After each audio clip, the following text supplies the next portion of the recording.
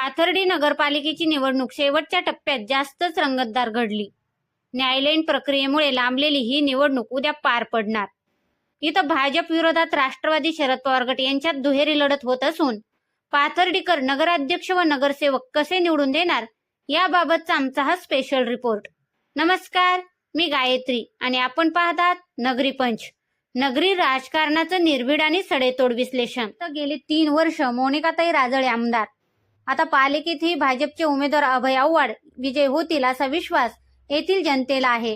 हा विश्वास जनतेला का आहे हे आपण पाहू. गेल्या वेळी लोकसभेला येथील जनतेने राष्ट्रवादी शरद पवार गटाचे निलेश लंके यांना खासदार म्हणून निवडून दिले. मात्र खासदार झाल्यावर लंके यांनी जनतेला फक्त आश्वासनावर ठेवले आणि जनतेने यात बदल करत विधानसभेला पुन्हा एकदा आमदार राजळे यांना निवडून दिलं. यामुळे येथे लंके ढाकणे यांचा तोरा पार उतरलेला दिसला. राज्यात महाविकास आघाडीची झालेली वाताहत पाहता जनता आता पुन्हा महायुतीच्याच पारड्यात बहुमत टाकणार अशा चर्चा पाथर्डीमध्ये रंगताना दिसत आहेत. दुसऱ्या बाजूने भाजपच्या विरोधात उतरलेल्या अजित पवार गटानेही माघार घेतल्याने भाजपचाच विजय निश्चित हे चित्र स्पष्ट झालं. पालकमंत्री राधाकृष्ण विखे व माजी खासदार सुजय विखे यांच्या मार्गदर्शनाखाली भाजपचे नगराध्यक्षपदाचे उमेदवार अभय आव्हाड यांची उमेदवारी निश्चित झाली. आमदार मोनिकाताई राजळे गेली 3 टर्म पाथर्डीचा गाडा चालवतात. त्यांनी केलेली विकास कामं व आव्हाड यांची कामे जनतेला माहीत आहेत. त्या उलट खासदार निलेश लंके यांनी आपण खासदार झाल्यावर हे काम करू ते काम करू असे दिलेले आश्वासन विचारत न घेता पाथर्डीकडे फिरवलेली पाठ पाथर्डीकरांनी लक्षात ठेवली. त्यात अभय आव्हाड हे नाव पाथर्डीकरांना नवे नाही.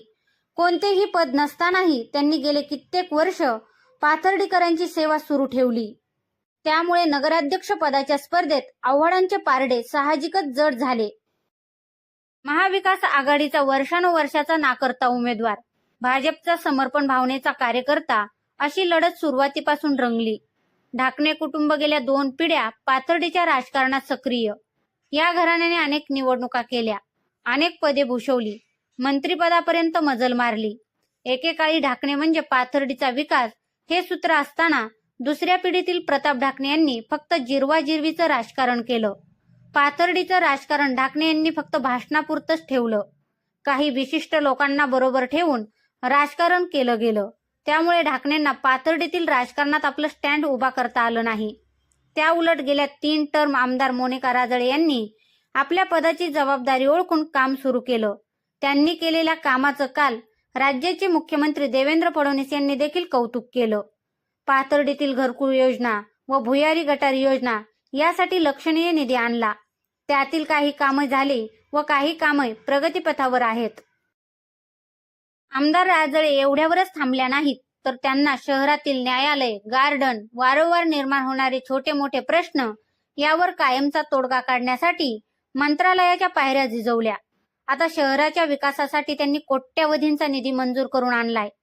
आमदार राजळे यांची हीच विकास कामे आम्हाला शहरात फिरताना जाणवली. पाथर्डीकरांनी आम्हाला याबाबत माहिती दिली. शिवाय बंद गटारी योजना, पथदिवे, शहराचा विकास यासाठीही महायुती सरकारकडून मोठा निधी मिळणार आहे. आमदार राजळे स्वतः भाजपमध्ये असल्याने त्यांना आतापर्यंत कोणतीही अडचण आली नाही. परंतु जर पालिका महायुतीच्या हातून गेली तर मात्र पालिकेला निधी मिळवण्यात अडचण येणार. आमदार व पालिका मिळून पाथर्डीचा विकास साधायचा असेल तर पालिकेतही महायुतीची सत्ता हवी. जर पालिका महाविकास आघाडीच्या ताब्यात गेली तर निधी मिळत नाही, कामच होत नाही, वरच्या नेत्यांकडून अन्याय होतो. हे कारणे पुढील 5 वर्ष पाथर्डीकरांना ऐकावे लागणार.